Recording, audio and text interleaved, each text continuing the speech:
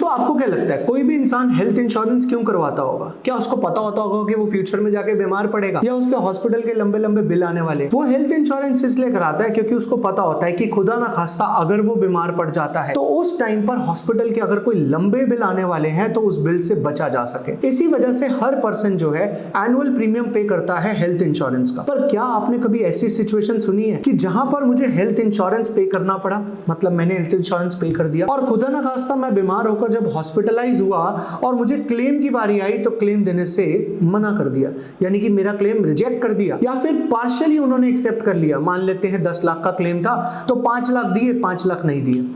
और ये बातें मुझे पता चली जब मैं बीमार पड़ा तब। अब पछताए होत क्या जब चिड़िया चुग गई खेत। और अब जब हमने उनसे रीजन पूछा कि भाई ऐसा रीजन क्यों, तो वो कहते देखो आपने साइन करे हुए हैं और इसमें ये सारे क्लॉजेस थे, आपने पढ़ा ही नहीं और जेन्युइनली आप नहीं पढ़ते, आप सीधा साइन कर देते हैं। तो बेसिकली दोस्तों मैं आज आपसे कुछ ऐसे क्लॉजेस की बात करने वाला हूं जब आप अपना हेल्थ इंश्योरेंस लेने जाएं या फिर अगर आपका कोई एग्जिस्टिंग हेल्थ इंश्योरेंस है तो आप चेक कर लें कि क्या ये क्लॉजेस जिसके बारे में हम आज बात करने वाले हैं वो आपके हेल्थ इंश्योरेंस में तो नहीं है, और अगर है तो उसको ठीक करिए। तो चलिए विदाउट वेस्टिंग टाइम शुरुआत करते हैं आज का वीडियो। नमस्कार दोस्तों, मैं सीए रोहित सेठी इस इंफॉर्मेटिव वीडियो में और एक बहुत इंपॉर्टेंट टॉपिक वीडियो में मैं आपका स्वागत करता हूं। दोस्तों आज मैं आपसे जिन क्लॉजेस के बारे में बात करने वाला हूं ना, अगर ये आपकी इंश्योरेंस पॉलिसी में है तो आपका दिया हुआ insurance premium is just a wastage of money. आप ये मान के चलिए, हो सकता है कि आपका प्रीमियम का अमाउंट कम हो, इस वजह से आपने वो पॉलिसी ले ली हो, बट अगर उस पॉलिसी का बेनिफिट आपको फ्यूचर में नहीं मिला तो दिया हुआ पैसा तो वेस्ट हो जाएगा ना। तो इस वीडियो को एंड तक जरूर देखिएगा क्योंकि इसके सभी क्लॉजेस बहुत इंपॉर्टेंट है। सबसे मैं पहले बात करता हूँ क्लॉज नंबर 1 की। क्लॉज नंबर 1 जिसके बारे में आज मैं बात करना चाहता हूं वो है को पेमेंट क्लॉज। अब इस को पेमेंट क्लॉज का मतलब क्या होता है? बेसिकली को पेमेंट का मतलब यह है कि आप आज हमसे इंश्योरेंस पॉलिसी ले लो, यानी कि आपको एक XYZ इंश्योरेंस कंपनी ने बोला कि आप हमसे इंश्योरेंस पॉलिसी ले लो और आपने इंश्योरेंस पॉलिसी ले ली और प्रीमियम पे कर दिया। अब को पेमेंट क्लॉज अगर आपकी इंश्योरेंस पॉलिसी में है तो होगा क्या कि जब आप बीमार पड़ेंगे उस टाइम पर जब आपको पैसे की जरूरत पड़ेगी तो वो क्या कहेंगे? वो कहेंगे देखो जी बिल आया 10 लाख का, अब इसमें से 5 लाख आप दो, 5 लाख हम देंगे। आपने पूछा ऐसा क्यों भाई, मैंने तो इंश्योरेंस प्रीमियम पूरा पे किया। तो वो कहेंगे ये देखिए आपके पॉलिसी के डॉक्यूमेंट में लिखा हुआ है को पेमेंट क्लॉज। को पेमेंट क्लॉज का मतलब ये है कि हम दोनों बिल को स्प्लिट करेंगे। अब वो स्प्लिटिंग 50-50 भी हो सकती है, 20-30-80 भी हो सकती है, 80-20 भी हो सकती है, 90-10 भी हो सकती है, ये आपके पॉलिसी डॉक्यूमेंट में लिखा होगा। तो बेसिकली हेल्थ इंश्योरेंस पॉलिसी लेने से पहले आपने ये चेक करना है कि क्या को पेमेंट क्लॉज तो नहीं है उसमें, क्योंकि को पेमेंट क्लॉज की वजह से हो सकता है कि आपका इंश्योरेंस प्रीमियम का जो अमाउंट है वो थोड़ा सा कम हो जाए। फॉर एग्जांपल अगर मान लो आप 10 लाख की पॉलिसी लेते हो तो विदाउट को पेमेंट क्लॉज जो आपका पॉलिसी जो विदाउट को पेमेंट क्लॉज आपका प्रीमियम बनता है वो लेट्स से 50,000 बनता है, तो विद को पेमेंट क्लॉज वो हो सकता है 30,000 बने। तो आज तो आपका पैसा कम जा रहा है बट फ्यूचर में जब एक बड़ा बिल आएगा तो उस बिल को स्प्लिट करना पड़ेगा। ये था हमारा क्लॉज नंबर 1। क्लॉज नंबर 2 क्या है? वो है जोनल को payment clause. Now what is this?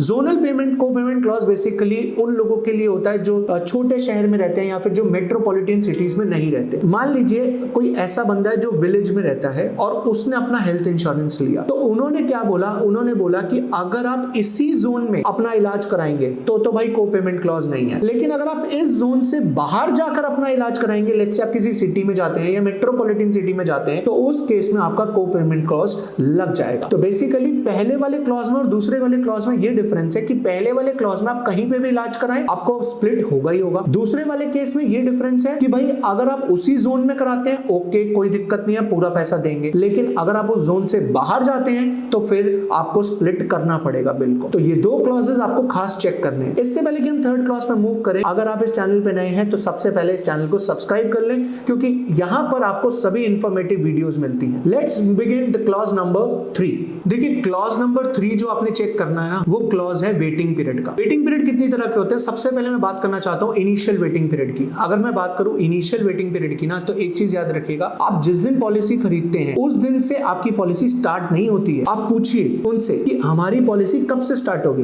मैं क्या कहना चाहता हूं समझिए। मान लीजिए कि एक ही पर्सन है एक्स, इस पर्सन ने आज एक हेल्थ इंश्योरेंस खरीदा और आज से 5 दिन बाद किसी रीजन से इसको हॉस्पिटलाइज होना पड़ गया, चाहे वो एक्सीडेंटल था या कोई डिसीज हो गई या कोई भी रीजन से इसको हॉस्पिटलाइज होना पड़ गया। और ये हॉस्पिटलाइज हुआ ये सोचकर कि भाई मेरा तो हेल्थ इंश्योरेंस है, मुझे मुझे तो क्लेम मिल जाएगा। बट बाद में पता चला कि भाई आपका तो एक कूलिंग पीरियड चल रहा है, कूलिंग पीरियड यानी कि वेटिंग पीरियड चल रहा है कि आपने हेल्थ इंश्योरेंस खरीदा है तो इससे 30 दिन बाद आपको क्लेम मिलेगा। तो बेसिकली जितने भी इंश्योरर्स होते हैं वो जब भी पॉलिसी बेचते हैं तो उनका कोई ना कोई कूलिंग पीरियड होता है, वेटिंग पीरियड होता है, जिसको हम इनिशियल वेटिंग पीरियड बोलते हैं। तो आपने इंश्योरेंस पॉलिसी लेते समय ये पूछना है कि आपका इनिशियल वेटिंग पीरियड कितना है। अगर मैं बात करूं दूसरे वेटिंग पीरियड की, तो दूसरा जो वेटिंग पीरियड है वो बेसिकली स्पेसिफिक डिसीज के लिए होता है। स्पेसिफिक डिसीज का मतलब क्या हुआ कि कुछ ऐसी डिसीजेस हैं जिसमें ना लॉन्ग टर्म केयर चाहिए होती है, जैसे कि हर्निया कह लीजिए आप। तो ऐसी डिसीजेस को क्या होता है, ऐसी डिसीजेस के लिए जो इंश्योरर होते हैं ना वो ये कहते हैं कि ये डिसीज का क्लेम आपको तभी मिलेगा जब आप 2 साल तक पॉलिसी पे कर चुके होंगे तब। यानी कि आपने आज पॉलिसी ली 2022 में, तो 2023, 2024, अगर 24 तक आप क्लेम करोगे नहीं मिलेगा, बट हाँ 24 के बाद आपको मिल जाएगा। तो ये अलग अलग पॉलिसी में अलग अलग होता है, मैक्सिमम पॉलिसी में 2 साल होता है। तीसरी बात जो आपने चेक करनी है वो है आपकी वो वेटिंग पीरियड जो आपकी एग्जिस्टिंग बीमारियां हैं। लेट्स से किसी पर्सन को एग्जिस्टिंग डायबिटीज है, अब अगर उसको डायबिटीज है इस टाइम पे, तो उसको डायबिटीज से रिलेटेड अगर कभी हॉस्पिटलाइज होना पड़ गया तो क्या उसको क्लेम मिलेगा या नहीं मिलेगा। तो ये तीनों वेटिंग पीरियड आपको जानने बहुत जरूरी है। और अगर आप मैटरनिटी के केस के लिए अपना इंश्योरेंस पॉलिसी करा रहे हैं तो एक बात मैं आपको क्लियर कर दूं कि मैटरनिटी जो है वो हेल्थ इंश्योरेंस में कवर एक वेटिंग पीरियड के बाद होती है, और वो वेटिंग पीरियड 3 साल तक का भी हो सकता है। यानी कि आप आज हेल्थ इंश्योरेंस कराते हैं, 3 साल तक प्रीमियम पे करते हैं, उसके बाद मैटरनिटी कवर होता है, उससे पहले मैटरनिटी कवर नहीं होता। तो क्लॉज नंबर 3 हमारा वेटिंग पीरियड का आपको देखना बहुत जरूरी है। इनिशियल वेटिंग पीरियड भी, स्पेसिफिक डिसीजेस के लिए वेटिंग पीरियड भी, प्लस साथ ही साथ अगर आपको कोई एग्जिस्टिंग बीमारी है तो उसका वेटिंग पीरियड भी, प्लस मैटरनिटी का भी। चलिए दोस्तों बढ़ते हैं क्लॉज नंबर 4 पे। और क्लॉज नंबर 4 को समझने के लिए मैं आपको एक एग्जांपल देता हूं। अगर आप किसी हॉस्पिटल में जाते हैं तो हॉस्पिटल में ना रूम की कैटेगरी होती है होटल की तरह, है ना। एक होता है जनरल रूम, एक होता है 4 बेडेड रूम, एक होता है 2 बेडेड रूम, एक होता है सिंगल रूम। तो इस तरीके के रूम्स होते हैं, राइट। अब क्या होता है कि रूम रेंट को छोड़कर भी ना, लेट्स से एक 2 बेडेड रूम है, यानी कि एक रूम में 2 पेशेंट्स होंगे, इसमें पर बेड के जो चार्जेस हैं वो 5,000 रुपए हैं, ठीक है। और जो सिंगल बेडेड रूम है उसमें पर बेड के जो चार्ज हैं वो 7,500 रुपए हैं पर डे। मैं एक अजम्पशन ले रहा हूं, राइट। अब क्या हुआ, अब ये हुआ कि भाई अगर डॉक्टर है, चाहे वो 2 बेडेड रूम में आए चाहे वो सिंगल बेडेड रूम में आए, भाई दोनों टाइम पे डॉक्टर तो सेम ही है ना। लेकिन आपको ये बात जाननी है कि जो डबल बेडेड रूम है, जो 2 बेडेड रूम है, उसके अंदर डॉक्टर की फीस कम होती है, और जो सिंगल बेडेड रूम है उसमें डॉक्टर की फीस ज्यादा होती है। जो डीलक्स रूम होगा उसमें और ज्यादा होगी। जो डायग्नोसिस के खर्चे होते हैं तीनों रूम कैटेगरी में अलग अलग होते हैं। जो सर्विसेज हॉस्पिटल आपको प्रोवाइड करता है उन सेम सर्विसेज के पैसे लेकिन तीनों रूम कैटेगरी में डिफरेंट होते हैं। अब क्या हुआ, आपको रूम रेंट जो था वो मिला हुआ था कि 5,000 तक आपका हेल्थ इंश्योरेंस देगा। आपने सोचा चल 5,000 का हेल्थ इंश्योरेंस देगा, मैं 7,500 वाला रूम ले लेता हूँ, 2,500 रुपए अपनी जेब से देने पड़ेंगे, दे दूंगा मैं। तो 2500 के चक्कर में आपने मान लीजिए 2 दिन का हॉस्पिटलाइजेशन था, तो 2 दिन के लिए आपने 2500 रुपीज फालतू देना सही समझा। लेकिन आपको एक बात बता दूं, अगर आपकी इंश्योरेंस पॉलिसी में रूम रेंट 5,000 का लिखा है ना, तो आपको सारे खर्चे 5,000 रुपए वाले रूम तक के ही मिलेंगे। इसका मतलब ये हुआ कि अगर आप डबल बेडेड रूम लेते आपका खर्चा आता 10 लाख, अगर आपने सिंगल बेडेड रूम लिया आपका खर्चा आया 15 लाख, तो आपको सिर्फ रूम रेंट फालतू नहीं देना, आपको 5 लाख रुपए यानी कि प्रोपोर्शनेटली जो ज्यादा आया आपको वो पूरा फालतू देना पड़ जाएगा। तो बेसिकली आपने रूम रेंट, आपका क्लॉज में क्या लिखा है कि आप कितने तक का रूम रेंट ले सकते हो, आपको उसे ध्यान में रखते हुए ही रूम रेंट लेना है। और एल्स आप ऐसी पॉलिसी लीजिए जिसमें रूम रेंट की कोई रिस्ट्रिक्शंस नहीं है, यानी कि आप कोई भी रूम रेंट ले सकते हो, कोई रिस्ट्रिक्शन नहीं है, आप वो वाला रूम लीजिए। ये था हमारा क्लॉज 4। दोस्तों एक बात और क्लियर करना चाहता हूं कि अगर आप इन तीन चीजों के लिए हेल्थ इंश्योरेंस लेने का सोच रहे हैं तो आप बिल्कुल गलत सोच रहे हैं, क्योंकि ये 3 चीजें परमानेंट एक्सक्लूजन है, जिसमें से सबसे पहली चीज है कॉस्मेटिक सर्जरी, यानी कि लेसिक ऑपरेशन। जैसे मैं ये चश्मा हटवाकर अगर इसका ऑपरेशन कराना चाहता हूँ कि भाई चश्मा हट जाए और मेरे को सही दिखने लग जाए, तो उसे हम लेसिक ऑपरेशन बोलते हैं। तो it is a cosmetic surgery, ये हेल्थ इंश्योरेंस में इंक्लूडेड नहीं होती। दूसरा, अगर ड्रग्स और नार्कोटिक अब्यूज अगर आपके केस में है और आप उसकी वजह से हॉस्पिटलाइज हुए हैं तो वो भी आपके हेल्थ इंश्योरेंस में कवर नहीं होगा। और तीसरा, अगर आप कोई स्पोर्ट्स एडवेंचरस एक्टिविटी करते हैं तो उसकी वजह से अगर कोई एक्सीडेंट से आपको हॉस्पिटलाइज होना पड़ेगा तो वो भी आपके हेल्थ इंश्योरेंस में कवर नहीं होगा फॉर श्योर। तो ये एक परमानेंट एक्सक्लूजन्स होते हैं। तो दोस्तों अभी तक मैंने आपसे बात करी क्लॉजेस की, लेकिन मैं आपकी कुछ और भी हेल्प करना चाहता हूं, जिसमें मैं आपको ये बताना चाहता हूं कि अगर आप कभी हॉस्पिटलाइज होते हैं या आपका कोई भी रिलेटिव हॉस्पिटलाइज होता है तो क्लेम आपको कैसे मिले, इजीली मिल जाए, आपको क्या रूल्स फॉलो करने चाहिए। देखिए, अगर आप प्लान्ड ट्रीटमेंट के लिए जा रहे हैं, now what is the meaning of planned treatment, यानी कि आपको पहले से ही पता है कि इस दिन मेरी सर्जरी है, आज से 5 दिन बाद या आज से 10 दिन बाद, तो उस केस में आपको सर्जरी से 24 to 48 आवर्स पहले अपने इंश्योरर को इन्फॉर्म करना पड़ेगा कि मेरी एक ऐसी सर्जरी होने वाली है और मैं इस चीज के लिए एडमिट होने वाला हूं। तो उस केस में क्या होगा कि वो वहां से अप्रूवल भेजेंगे और अप्रूवल आने के बाद वो जो आपका हॉस्पिटलाइजेशन होगी वो टोटल कैशलेस होगी। कैशलेस यानी कि आपको अपनी जेब से कोई भी कैश नहीं देना, टोटल कैशलेस होगी और आपको जाना है, ट्रीटमेंट करवाना है, सर्जरी करानी है और आपको घर वापस आ जाना है। सारा पैसा इंश्योरेंस कंपनी डायरेक्ट हॉस्पिटल को खुद दे देगी।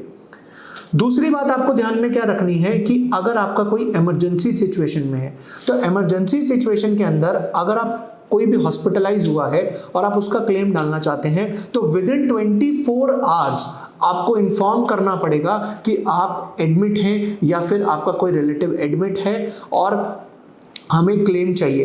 क्योंकि अगर आप विद इन 24 आवर्स नहीं करते हैं तो उस केस में आपका क्लेम कैशलेस के लिए एक्सेप्ट नहीं होगा। तो अब बात यह आती है कि अगर हमने 24 आवर्स के अंदर इन्फॉर्म नहीं किया तो हमें क्या क्लेम नहीं मिलेगा? मिलेगा बट कैशलेस नहीं होगा। यानी कि आपको क्या करना पड़ेगा, हॉस्पिटल का बिल अपनी जेब से चुकाना पड़ेगा। अब जैसे ही आपने हॉस्पिटल का बिल अपनी जेब से चुका दिया, अब क्या होगा, जिस दिन आप डिस्चार्ज हुए हो उसके with in 7 days 10 days 30 days जो भी आपकी इंश्योरेंस पॉलिसी में लिखा है, इस बात का खास ख्याल रखना आपको अपने सारे बिल्स, अपनी रिपोर्ट्स, अपना डिस्चार्ज समरी वो सब सबमिट करना है इंश्योरर के पास रीइंबर्समेंट केस के लिए। यानी कि अब आपका जो इंश्योरर है वो हॉस्पिटल को पैसे नहीं देगा, अब वो आपको पैसे देगा। वो केस हो गया रीइंबर्समेंट का, यानी कि वो डायरेक्टली पैसा अब आपको मिलेगा। अब आप मान लीजिए कि आपने रीइंबर्समेंट का केस डाला और रीइंबर्समेंट का केस उन्होंने रिजेक्ट कर दिया। अब आप जानना चाहते हैं कि हमारे पास कोई और ऑप्शन नहीं है ऑप्शन। इस केस में अगर आपका इंश्योरर अगर आपका क्लेम रिजेक्ट कर देता है तो उस केस में भी आपके पास ऑप्शन है और वो ऑप्शन है IRDA। हालांकि उससे पहले भी आपके पास ऑप्शन है कि आप इंश्योरर को मेल कर सकते हो कि भाई क्यों रिजेक्ट हुआ है, रिजेक्शन का रीजन दो, फिर वो आपको रिजेक्शन का रीजन देंगे। और अनलेस अनटिल अगर आपका कहीं से आपको कुछ नहीं मिल रहा तो आप IRDA यानी कि इंश्योरेंस रेगुलेटरी डेवलपमेंट अथॉरिटी पे जाके आप उनको बोल सकते हो कि भैया मेरा क्लेम था, इन्होंने रिजेक्ट कर दिया। और अगर आपको वहां से भी कोई रिस्पॉन्स नहीं मिला तो फिर बड़ा लंबा प्रोसेस है, आपको कोर्ट में जाना पड़ेगा। बट पॉइंट ये है कि अगर आप सही इंश्योरेंस पॉलिसी चुनोगे तो आपका क्लेम रिजेक्शन का जो चांस है वो नहीं आएगा।